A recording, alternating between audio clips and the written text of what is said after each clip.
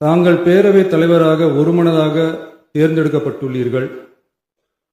தங்களை இந்த ஆசனத்தில் மாண்புமிகு பேரவை முன்னவரும் எதிர்க்கட்சி தலைவரும் தங்களுடைய கரங்களை பிடித்து அழைத்து சென்று அமர வைத்தார்கள்.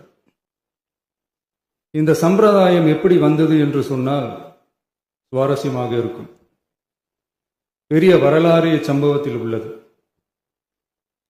இங்கிலாந்து நாட்டில் உள்ள பாராளுமன்ற நடைமுறைகளை போன்றதே நம்முடைய பாராளுமன்ற நடைமுறைகளும்.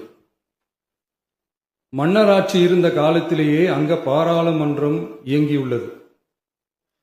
அக்காலத்தில் அனைத்து அதிகாரங்களையும் பெற்ற மன்னரும் இருந்தார், பாராளுமன்றமும் இயங்கியது. அங்கே மன்னர் ஒரு பணியை செய்ய வேண்டும் என்று விரும்புவார். பாராளுமன்றம் அவருடைய விருப்பத்தை பெரும்பாலும் நிராகரிக்கும். மன்னர் விரும்பிய காரியத்தை பாராளுமன்றம் நிராகரித்து விட்டது என்கிற செய்தியை மன்னருக்கு சொல்ல வேண்டியவர் பாராளுமன்ற தலைவர், ஸ்பீக்கர் என்பார்கள். பாராளுமன்றத்தின் கருத்தை மன்னரிடம் சொல்ல வேண்டியவர் ஸ்பீக்கர். அதற்கு துணிவு வேண்டும்.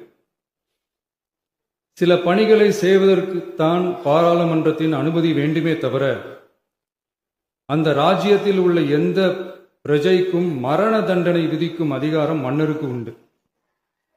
தான் விரும்பியதை பாராளுமன்றம் நிராகரித்து விட்டது என்று சொல்லும் ஸ்பீக்கருக்கு மரண தண்டனை விதிக்கும்படி ஆணையிடுவார்.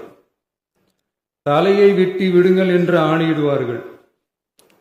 இது பலமுறை நடந்ததால் யாருமே இந்த ஸ்பீக்கர் பதவிக்கு வர விரும்ப மாட்டார்கள். எனவே புதிதாக பாராளுமன்றம் அமையும் போது ஸ்பீக்கர் பதவிக்கு ஒருவர் அறிவிக்கப்பட்டவுடன் அவர் உடனே தலை தப்பித்தால் போதும் என்று ஓட்டம் பிடிப்பார். அணை முன்னவரும் எதிர்க்கட்சி தலைவரும் அவரை தடுத்து நிறுத்தி அவர் கைகளை பிடித்து இழுத்து வந்து ஆசனத்தில் அமர வைப்பார்கள். இதுதான் அந்த காலத்தில் இருந்து வந்த மரபு. ஜனநாயக முறை ஏற்பட்ட பிறகும் இம்மரபு தொடர்கிறது. நிச்சயமாக தமிழக வெற்றி கழக உறுப்பினர்கள் அனைவருமே உங்களுக்கு உதவிகரமாகவே இருப்பார்கள் என்கிற வாக்குறுதியை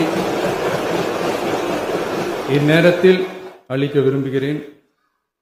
பேரவையின் மாண்பையும் கண்ணியத்தையும் பேரவை உறுப்பினர்களின் கண்ணியத்தையும் காக்க வேண்டிய பொறுப்பை உங்களிடம்